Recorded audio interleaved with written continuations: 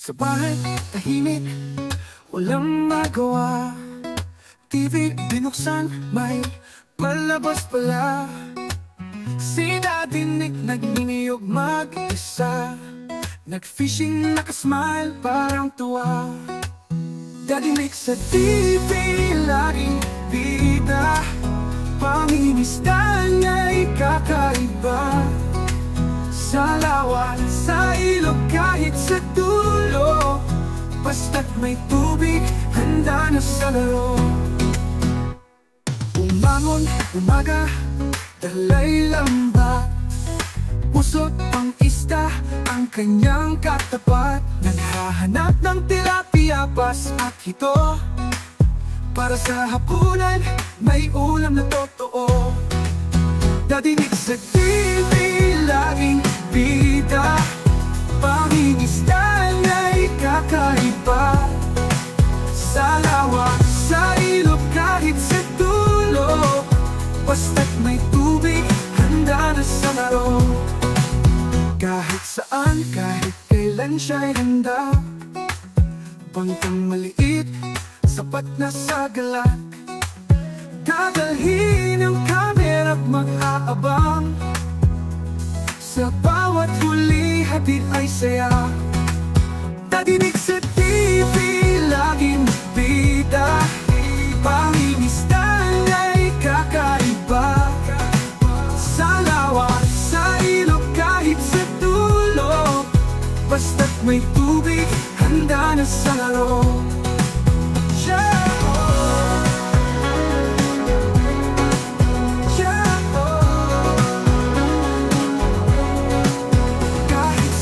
Kahit kailan siya'y handa.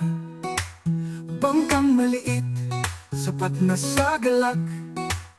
Dadalhin ng kamera't mag-aabang. Sa bawat huli, hatid ay saya. Dadinig sa TV, laging bida. Pangingisda na'y kakaiba.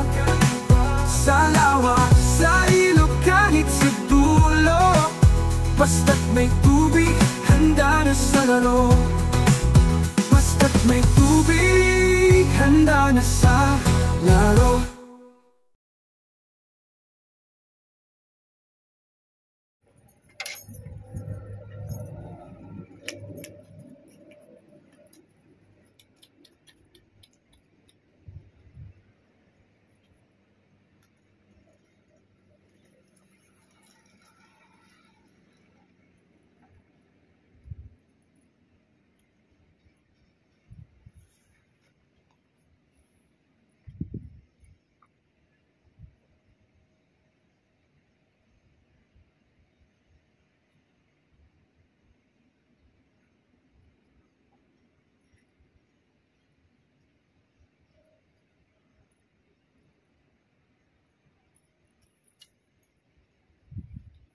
Yun mga kabayanik, lapis, nakalapis tayo. Yan o, lapis 2-0, good size mga kabayanik. Tali.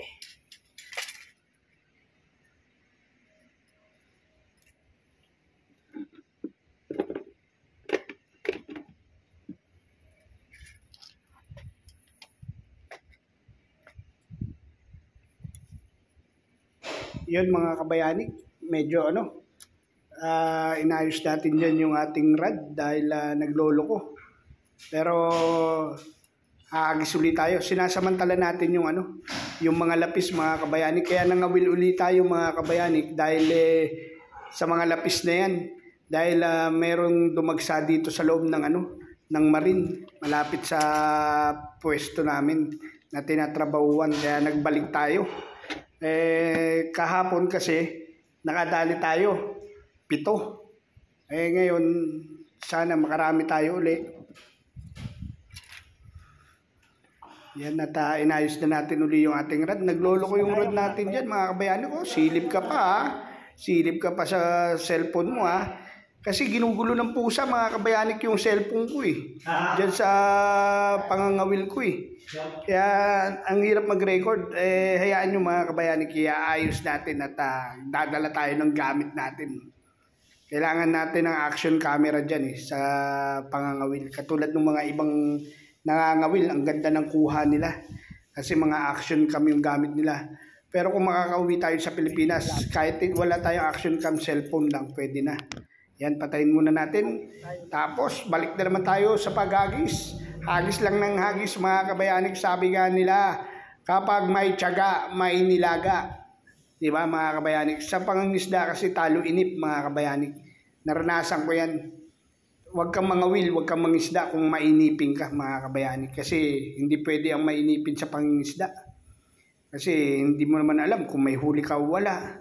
Pero kung magtsatsaga ka, makakatsamba ka rin. Lalo na yung panahon na yan mga kabayanik, panahon yan ng lapis eh. Yung loob na yan, dyan sila may mating season ata nila ngayon. Mga kabayanik ng mga lapis. Lapis din ba tawag sa inyo ng mga isda na yan mga kabayanik? Kasi dito sa Libya, lapis ang tawag nila. Ewan ko sa iba kung lapis. Kung sa atin, sa Pilipinas, lapis ba ang tawag sa mga isdang ganyan. Yung ano sila, malalapad na kulay puti. Malalapad sila na kulay puti. Ang lalakas niyan mga kabayani, kaya ang sarap kawilin. Talagang pag kumagat sila, makipaglabanan ka talaga. Akala mo tamang 5 kilo eh. Noong pala, walang 1 kilo. Ay, nako. Pero masaya mga kabayani. Abang-abang kayo dyan kung ano pang makahihinat na ng pangingisda natin, mga kabayani. Kaya nahagis na naman tayo. Walang humpay na hagis mga kabayani. Ngalay na ang kilikili ko dyan mga kabayanik. Mga kabayanik, mga tamang 2:00 ng tanghalian, nangangawil ako, kalalabas lang namin ng trabaho. Mga kabayanik, dumiretso na ako dyan. Walang tanghali-tanghalian mga kabayanik yan ha. Adik sa pangangawil eh. Sarap naman mga kabayanik ng feeling mo na nangangawil. Sarap. Nape-fresh yung aking isipan mga kabayanik. Ito lang ang diversyon natin dito sa Libya mga kabayanik. Buti nga may ganito mga kabayanik. Kung wala ka naman papasyalan dito mga kabayanik eh. Lalo na dito sa pwesto namin.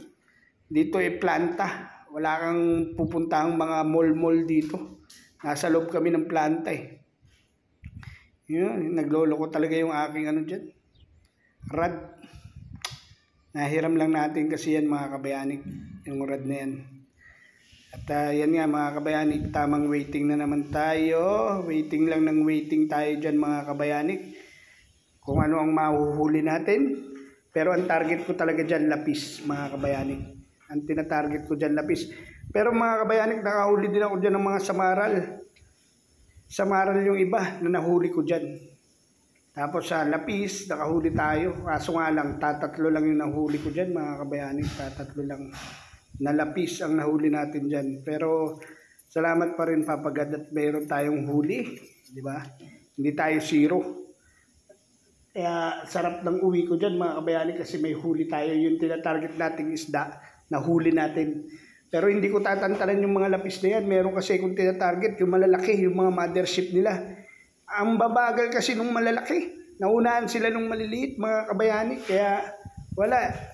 Yung malalaking target ko, hindi ko mahuli kasi bago makarating sila, wala na, nakakagat na yung maliit o kaya naubos na nila yung paing ko. Tsaka ang style kasi ng paghuli ng lapis, natutunan ko, pinapahabol sila. Kung gagalawin mo yung paing. Kasi yung mga lapis, hindi yan basta-basta nakagat, tsaka maselan sila, malinaw ang mata. Kita nila yung tansi mo eh, kaya dapat ang tansi mo manipis lang na matibay. Kasi kung ang tansi mo dyan medyo may kalakihan, hindi kakagat yung malalaki. Kaya ito, didiskarte ko ng manipis na tansi, na panlapis talaga. At sana makadiskarte tayo ng tansi na manipis-nipis. Meron ako dati kaso hindi ko na alam kung nasaan na yun eh. Dati may tansi akong manipis eh.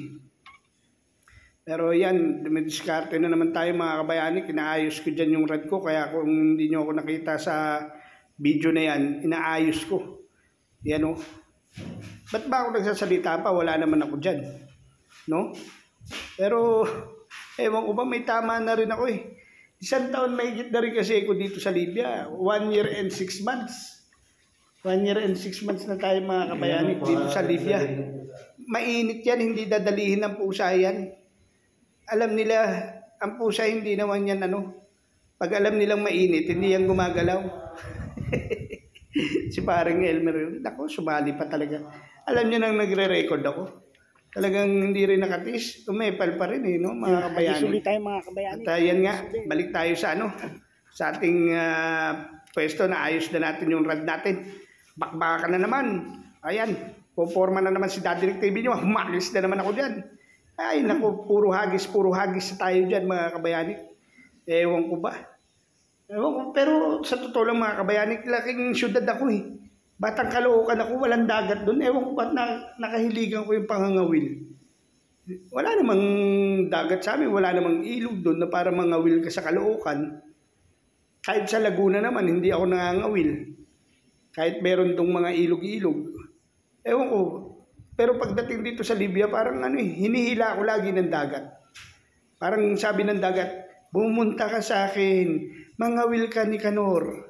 Yan. Hagis na naman, sima na naman ang dala. Wala na naman tayong huli dyan mga kabayani. Pero alam nyo na, sabi ka, ulit-uliting uli. Kapag merong kang, yun na yun, may tiyaga, may nilaga. Yun, di ba? Ayan na naman. Magpapain ako dyan eh. Alam ko magpapain ako dyan. Oh, ayan po, forma na naman tayo. Hagis na naman. May kumakagat dyan mga kabayani. May kumakagat kaso hindi mapuruhan eh. Hindi napupuruhan yung lapis. Kasi yung lapis kasi, yan? Dinadagit nila yung pain mo mga kabayani. Kaya minsan, hindi nila napupuruhan yung sima. Tinatamaan nila pero hindi napupuruhan. Kumbaga nakakagat nila yung pain ko pero hindi sila nasasabit sa sima ako eh. Siguro yung sima ako rin medyo hindi rin siguro maganda. Pero paghahandaan ko yan, mga kabayani. Paghahandaan ko yan. Oy, baba! Ano ka? Diyan baba. Naku, simunin ko naman Alam mo nang nag-edit tayo rito You know? Yan. Nakakaramdam ako dyan, mga kabayani.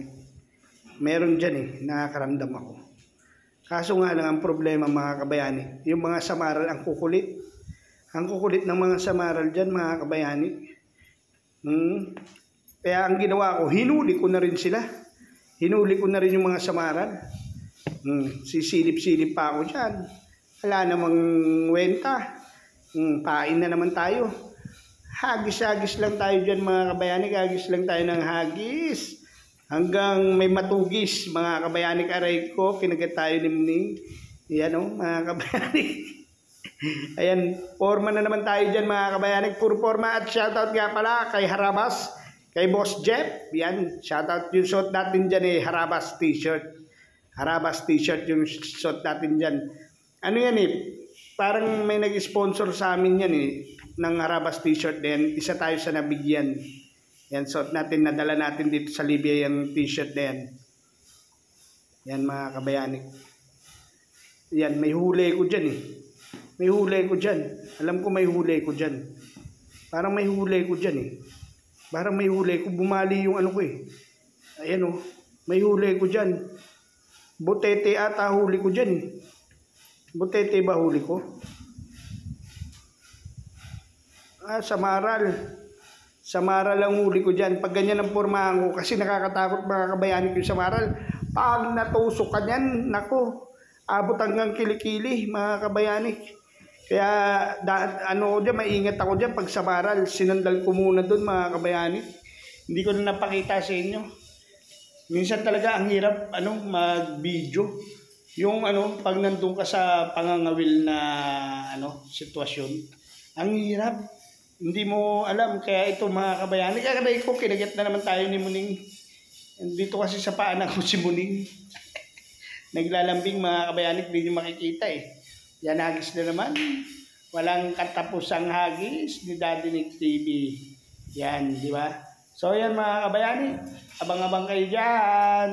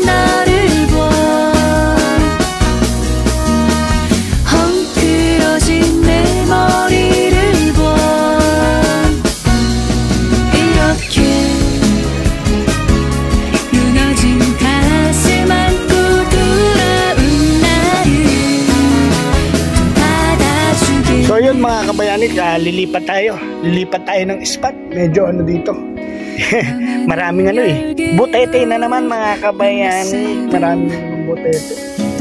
Nakakadalawang lapis pa lang tayo tapos dalawang samaray, pero goods na to mga kabayanik dahil hapon na naman ako nagsimula. Lipat tayo dun tayo lipat tayo tropa rin ha. Samahan nyo ako mga kabayanik. Ito mga kabayanik ko, nahuli ko yung isda to. Anong klaseng isda to mga kabayani ko? Anong klase yan?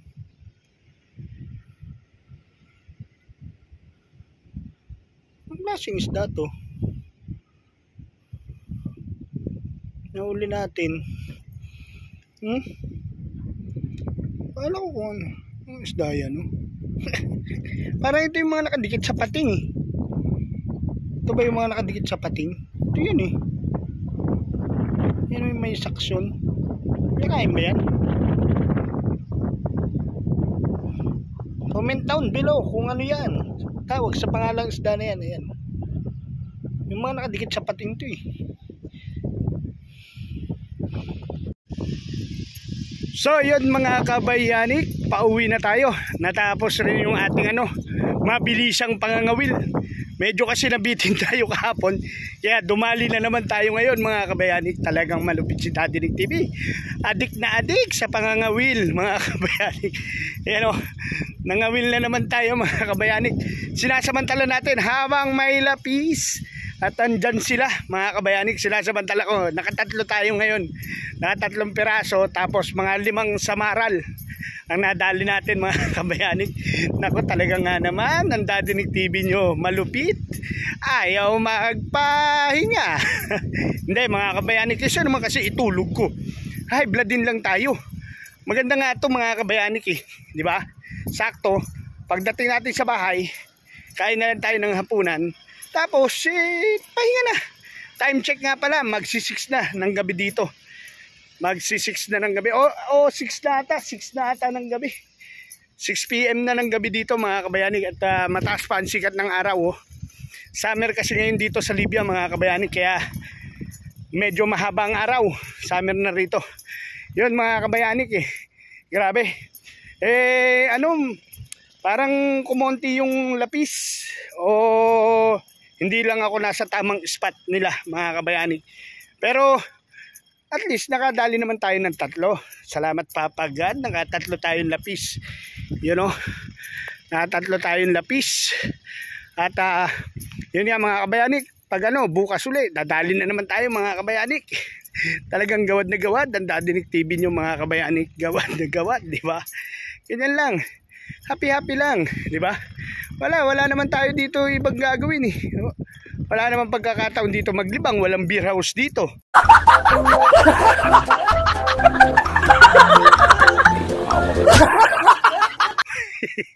Beer house no?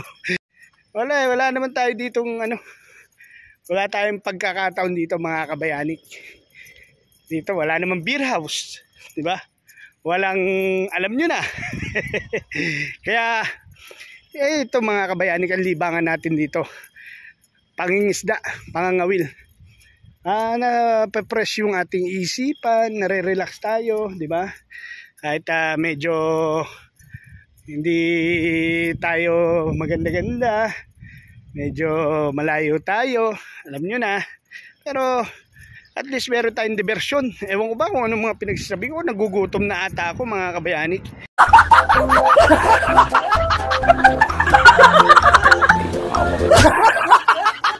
Nagugutom na ang Daddy Nick TV nyo. Pero don't worry, malapit na tayo sa hintayan natin ng sasakyan. Yun lang naman yung hintayan, yung nilikuan na yun. Doon tayo mag-aantay ng sasakyan mga kabayanik ng kotse. Makikihits tayo. Dito kasi mga kabayanik, ulitin ko, wala dito kasi public transportation. Puro private dito, makikihits ka lang. Wala namang problema dito makihits. Basta sigurado ka lang doon sa sasakyan mo na doon papunta ha. Mamaya mapaibang direksyon ka, mapalayo ka pa.